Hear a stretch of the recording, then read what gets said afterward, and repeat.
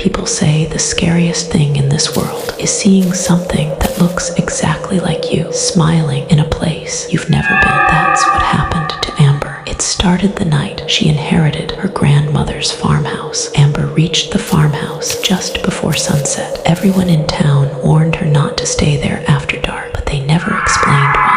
She assumed it was small-town superstition. The house was cold the moment she stepped in. Dust coated everything except one thing, a wooden rocking chair in the living room. It looked freshly polished, as if someone had cleaned it hours before she arrived. She ignored it until midnight. From the living room came a slow creaking sound. Amber walked out with her phone flashlight shaking in her hand. The rocking chair was moving on its own, back and forth, back and forth. Her breath hitched. There was no wind, no open windows. She reached to stop it, but before her hand touched the wood, the chair stopped abruptly, like someone had been sitting in it and suddenly stood up. Behind her, a whisper, "You came back." She turned sharply. No one was there. The house felt wrong, but she forced herself to sleep. At 3:08 a.m., tapping woke her, soft, faint, from the attic. She climbed the stairs, heart racing, until she saw a tall mirror covered with a black cloth. The tapping was coming from behind the cloth. Her hands trembled as she lifted it. The mirror reflected the attic, except her reflection wasn't following her movements. It smiled slowly, even though Amber's actual face stayed frozen. Then the reflection raised a finger and tapped the glass. Exactly the same rhythm she had heard. Amber stumbled back. Her reflection whispered, "Finally, you're home." She threw the cloth over the mirror and ran downstairs. The rocking chair was shaking violently, as if someone unseen sat in it, laughing with a breathy, rasping voice. The front door burst open. Night wind howled in. The forest shifted, branches leaning forward like hands reaching for her. She tried to run, but couldn't. Something whispered right behind her ear, her own voice. "You should never have lifted the cloth."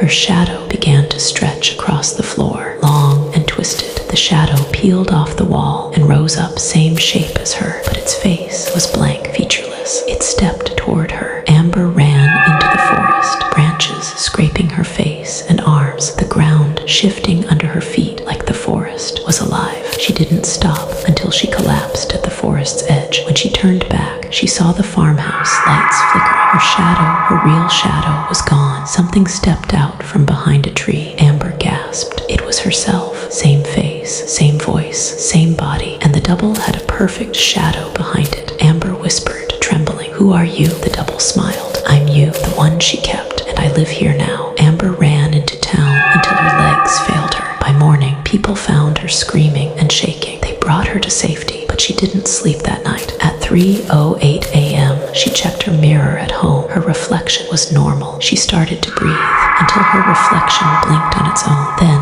it smiled and whispered, "You left me in that house, but I found you, and now I want your life back." The mirror cracked. Amber dropped to the floor. Her reflection didn't. It stood still, smiling, and stepped out of the broken glass.